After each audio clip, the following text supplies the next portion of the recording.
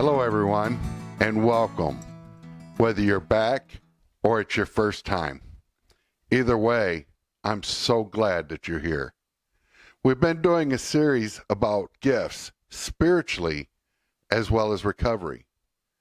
This was intended to be the final part about gifts, but I'm throwing a curveball and adding another before the final addition to this series.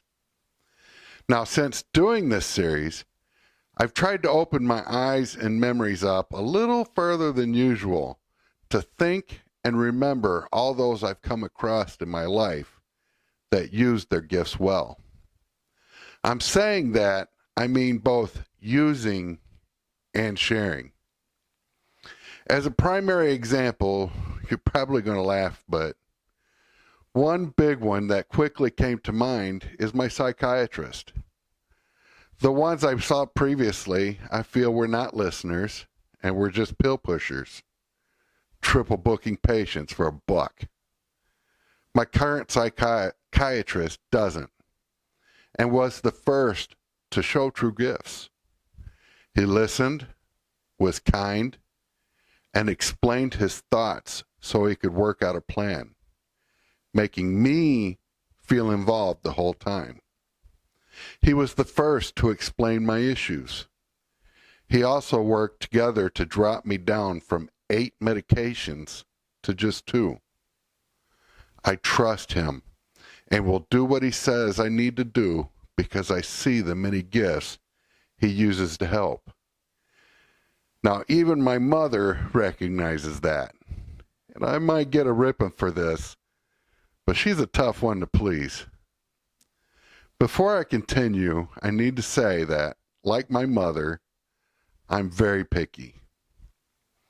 I hate change immensely. And after listening to my sister pester me to go to him for a long time, I finally gave in. Now, using my psychiatrist as an example, can you recognize the gifts that he has and shares with others? I've never heard anything bad from anyone that knows him, only good. He's a great listener, and whether you need to talk for 5 minutes or half an hour, he lets you get it out.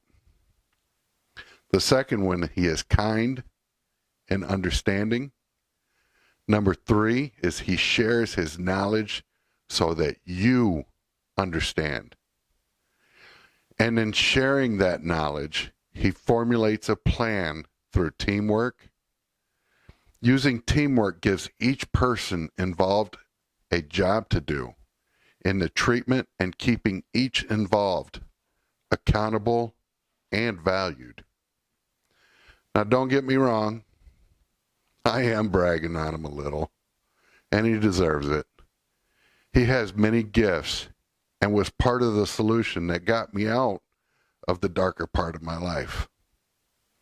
As I said in the earlier parts on this series, some have many gifts, while some have one or none. The main importance, let me rephrase that, it's not none, it's just that usually they haven't found it yet. The main importance is to use them well. I've met pastors that could preach and inspire others with their sermons to make you want to change the world. But they were terrible at talking with people individually. Doctors that were great at surgeries and personal care, but have terrible bedside manners. Using myself as an example, I could talk to people all day. I can dole out love and listen as long as needed and mean it.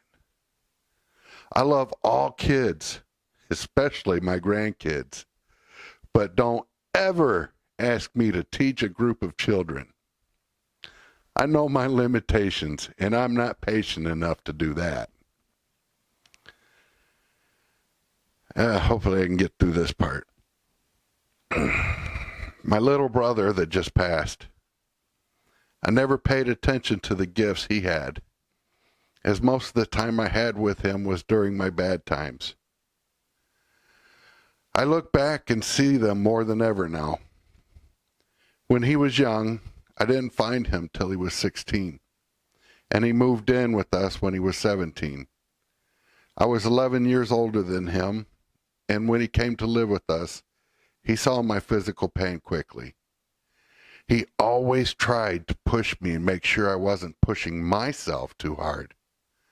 But at the same time, he made me work just to the point of not killing myself. He was always a great listener when I needed it, especially when we went fishing and I needed to blow off steam.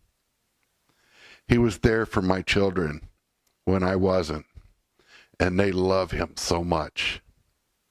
Most of the time, he was a good peacekeeper between my wife and I, except for one time that my hand got pretty messed up, though I'll keep that one in the family to laugh about. I don't give him enough credit. I didn't give him enough credit, I'm sorry. But he had in him the great qualities to be a leader, and he still will, since he's in my heart to guide me when I need it. Look at your past and see if you can learn from the gifts others had. Then don't ponder too long. Start looking at the gifts others have around you now.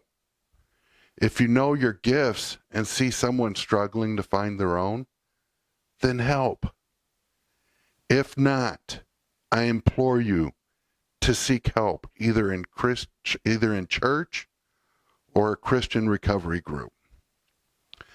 Please remember the public Facebook page, Building a Better Life with Christ. I'm trying to get more people on there that will start to talk and help each other. All are welcome. Please visit the website, buildingabetterlifewithchrist.com, for all the videos and a contact page. Please use it. Please remember, stay strong, stand firm, stay the path, and most of all, stay faithful. I thank you so much for giving this time to me that you have. I love you, and God bless.